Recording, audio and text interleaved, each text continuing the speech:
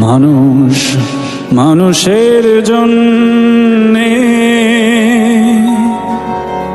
জীবন জীবনের জন্যে, একটু সহানুভূতি কি মানুষ পেতে পারে না?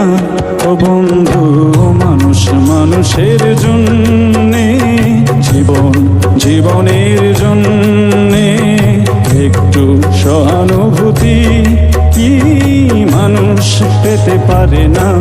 ও বন্ধু, মানুষ মানুষের জন্য।